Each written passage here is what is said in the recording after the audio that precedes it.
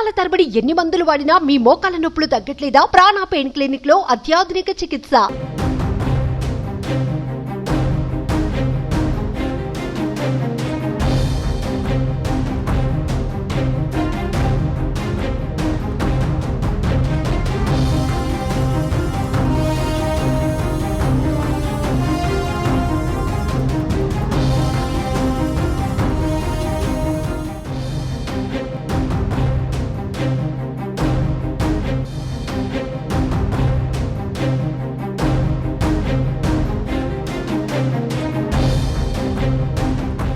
ఆంధ్రప్రదేశ్ సార్వత్రిక ఎన్నికలలో ఈసారి భారీగా పోలింగ్ జరిగింది. రికార్డు స్థాయిలో 82% పోలింగ్ నమోదైంది.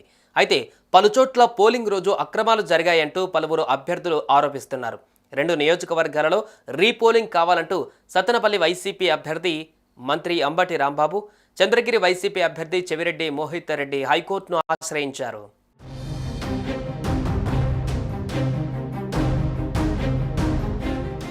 అయితే రీపోలింగ్ నిర్వహించాలని వైఎస్ఆర్సీపీ నేతలు దాఖలు చేసిన పిటిషన్ను హైకోర్టు కొట్టివేసింది.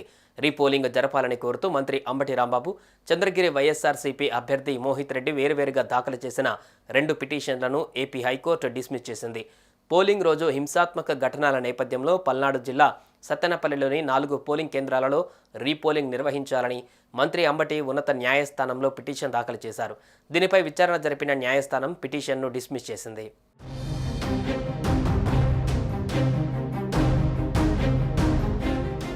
అదేవిధంగా తిరుపతి జిల్లా చంద్రగిరి నియోజకవర్గంలో స్క్రూటినీ రీషెడ్యూల్ చేయాలని, రీపోలింగ్ జరిపించాలని వైసీపీ అభ్యర్థి చెవిరెడ్డి మోహిత్ రెడ్డి పిటిషన్ వేశారు. అయితే చంద్రగిరిలో రీపోలింగ్ నిర్వహించాలని చెవిరెడ్డి మోహిత్ రెడ్డి దాఖలు చేసిన పిటిషన్ను కూడా న్యాయస్థానం తోసిపుచ్చింది. 2 పిటిషన్లను హైకోర్టు డిస్మిస్ చేసింది. ఎన్నికల పోలింగ్ ముగిసిన తర్వాత రీపోలింగ్ విషయంలో నిర్ణయం తీసుకోవాల్సింది ఈసీ కాబట్టి హైకోర్టు ఇందులో జోక్యం చేసుకునేందుకు నిరాకరించింది. ఇప్పటికే ఈసీకి వీరు రీపోలింగ్ కోసం వినతులు ఇవ్వకపోవడం, ఎన్నికలకు సంబంధించిన కోడ్ అమలులో ఉన్నందున ఈసీ విధుల్లో జోక్యం చేసుకునేందుకు హైకోర్టు నిరాకరించింది. దీంతో చెవిరెడ్డి అంబటికి నిరాశ తప్పలేదు.